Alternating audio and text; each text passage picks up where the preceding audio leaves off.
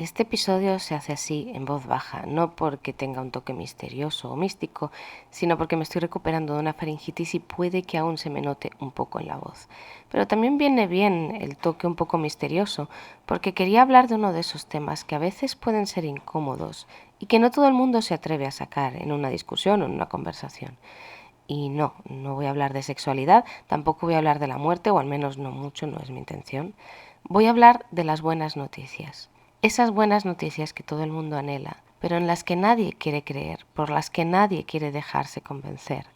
Esas buenas noticias que se apartan, se clasifican y se dejan a un lado porque no podemos o no debemos perder de vista la realidad, entre comillas, de que no se puede confiar en nadie, de que las cosas siempre tienden a ir mal y de que todo lo que nos rodea es esta miseria, esta escasez acostumbrada. Con comillas todo esto, claro. Quizás sea un tema sobre el que planeo mucho últimamente, y perdón si a veces me repito, pero es que a mí, en lo personal, me afecta bastante, y al fin y al cabo este podcast es en gran medida mi viaje personal.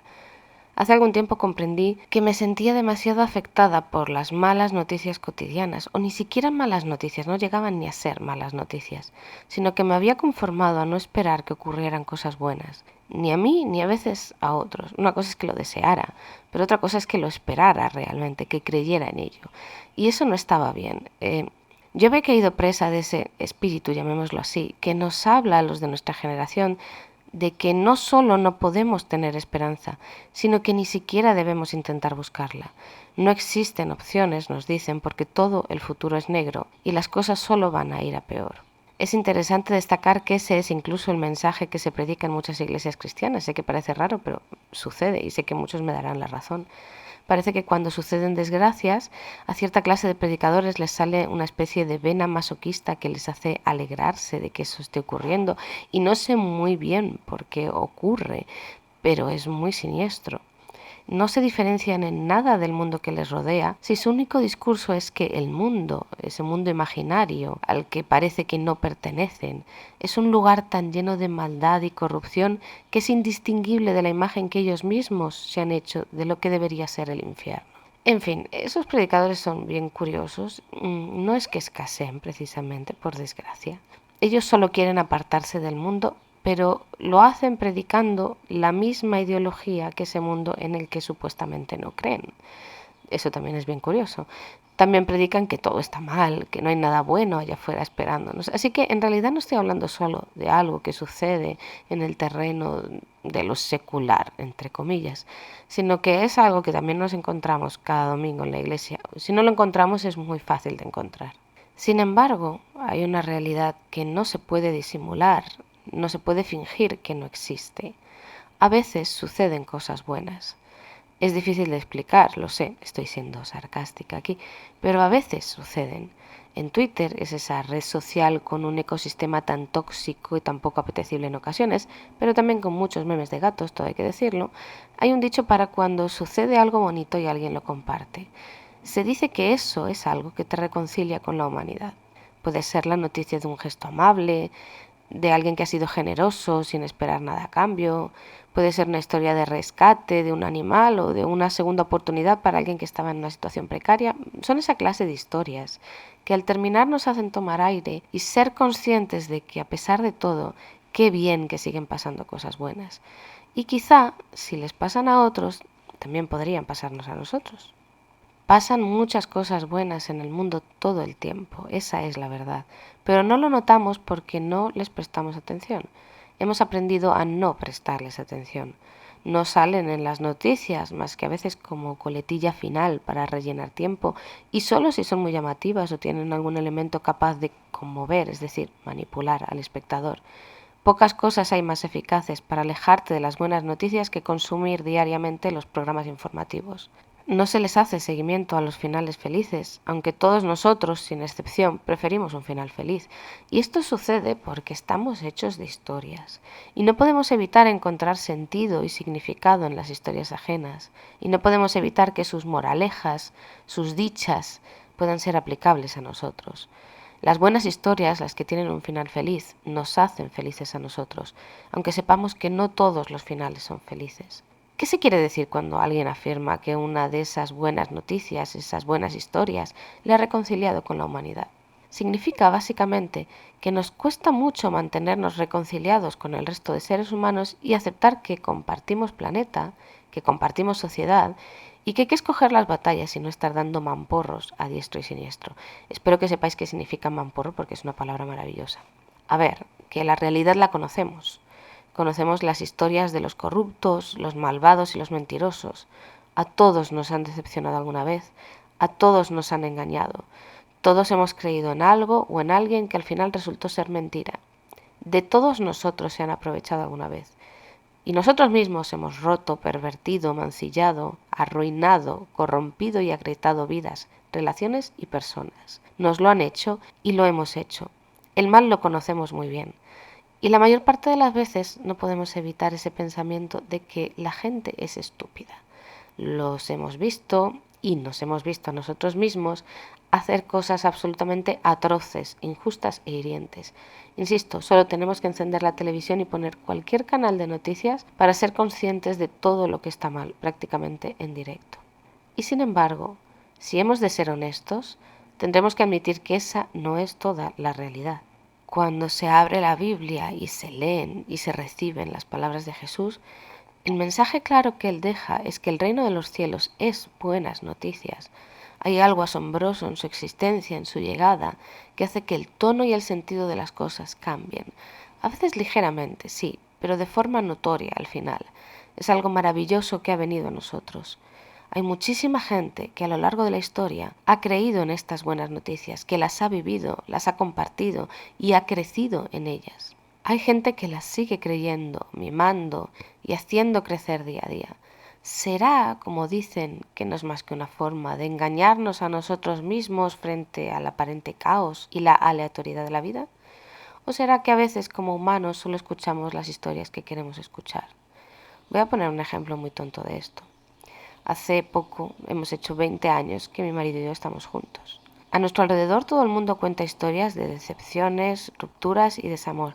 Incluso han compartido con nosotros supuestos hechos científicos que aseguran que ninguna relación de pareja puede durar más de, 7 o 10 años, dependiendo de con quién hables. Todo el mundo está seguro de eso, no todo el mundo, pero mucha gente. Pero nadie nos ha venido a preguntar a nosotros cómo lo hemos hecho durante 20 años, porque tengo la sensación de que les parece una historia muy poco apasionante, como que toda nuestra vida de pareja se reduce al conformismo, a aguantar con lo que hay. La realidad es que no es cierto en absoluto, pero no deja de ser llamativo que al final nos decantemos por elegir que nos cuenten cierta clase de historias y no otras. Y es curioso que al final decidamos creer en las evidencias, entre comillas, de que el amor es algo falso, fabricado y pasajero, ignorando otras realidades que están justo ahí delante. Me hace gracia la gente que me viene a mí a decir y a convencerme de que no existen las relaciones como la mía. Lo que sucede es que solo queremos que nos cuenten historias que coinciden con lo que nosotros ya queremos saber. Lo escondemos detrás de mil nombres, de razonamientos, de ideologías y de excusas, pero muchas veces todo se reduce a que lo que nosotros llamamos realidad no es más que una selección intencionada de lo que confirma nuestras propias creencias. Quizá los pesimistas nunca han querido escuchar de verdad lo que tenía que decir Jesús con respecto a las buenas noticias, porque el reino de los cielos y sus buenas noticias solo vienen y se perciben y se viven cuando aceptamos recibirlas. Existir existen, pero como todo lo que proviene de la gracia de Dios, no se puede negociar, ni ganar, ni obtener, ni intercambiar. Hay que aceptarlo como el regalo que es. Hay que hacerle un huerto en nuestro interior donde sepamos que va a haber buena tierra, donde plantar las buenas noticias que nos han regalado y dejarlas crecer con cuidados y atención. Eso mismo dijo Jesús. Él habló del reino de los cielos, sí, pero no dijo promesas vacías. En realidad hay algunos pasajes del Nuevo Testamento que son muy esclarecedores y honestos acerca de lo que esta humanidad resentida sigue viviendo día a día. Os voy a leer uno de ellos. Está en Mateo 13. Jesús les contó una parábola. El reino de los cielos es como un hombre que sembró buena semilla en su campo, pero mientras todos dormían llegó su enemigo y sembró mala hierba entre el trigo y se fue. Cuando brotó el trigo y se formó la espiga, apareció también la mala hierba. Los siervos fueron al dueño y le dijeron: Señor, ¿no sembraste semilla buena en tu campo? Así pues, ¿de dónde salió la mala hierba? Esto es obra de un enemigo, les respondió. Les preguntaron los siervos, ¿quieres que vayamos a arrancarla? No, le contestó. No sea que al arrancar la mala hierba arranquéis con ella el trigo. Dejad que crezcan juntos hasta la cosecha. Entonces diré a los segadores, recoged primero la mala hierba y atadla en manojos para quemarla. Después recoged el trigo y guardadlo en mi granero. Hay una larga lista de parábolas de Jesús sobre el reino de los cielos. En cierto modo, como ya hablé en el episodio anterior, el reino de los cielos no es fácil de digerir si no viene, no sé muy bien cómo decirlo, quizá presentado de un modo que podamos asumirlo. Y pocas cosas podemos asumir y procesar mejor los seres humanos que una buena historia. A mí me gusta mucho esta parábola. Me gusta lo que cuenta y me gusta cómo lo cuenta. El reino de los cielos es como un hombre que sembró buena semilla en su campo. El reino de los cielos es algo que nos cuesta entender, pero aquí tenemos una primera pista. Necesita tiempo para crecer. Quien lo plantó es bueno, y lo que plantó es bueno, y el campo en el que va a crecer es bueno. De todo eso solo pueden salir cosas buenas. La primera intención es esa, necesita tiempo, pero los resultados merecerán la pena. Merece la pena el trabajo de plantar, de arreglar la tierra, de observar el cielo para ver si el tiempo acompaña, de regar si es necesario. Sin embargo, aunque toda esa intención es buena y aunque todo se ha preparado de una manera buena, han pasado cosas malas más allá de esa buena intención. Mientras todos dormían, es decir, sin que se pudiera prever ni evitar, el enemigo sembró mala hierba y se fue. Y entonces, cuando comenzaron los brotes, todos se dieron cuenta de que en aquel campo de buena tierra habían crecido malas hierbas, y esas malas hierbas no habían salido de la nada. Dejemos a cada cual el simbolismo de quién es el enemigo, de cómo actúa, de cómo le dejamos actuar, incluso de cómo muy a menudo no podemos saber dónde el mal se nos inculca o si es que lo inculcamos nosotros. Eso para otro día. El caso es que una vez lo bueno y lo malo comienzan a crecer juntos, no puedes detenerte a arrancar a las malas hierbas, porque sus raíces ya están mezcladas con la del trigo y lo único que vas a causar es más dolor y sufrimiento. No, la justicia, el orden, lo que debería ser y no ha sido, mejor se verá y se disfrutará si tenemos un poco de paciencia.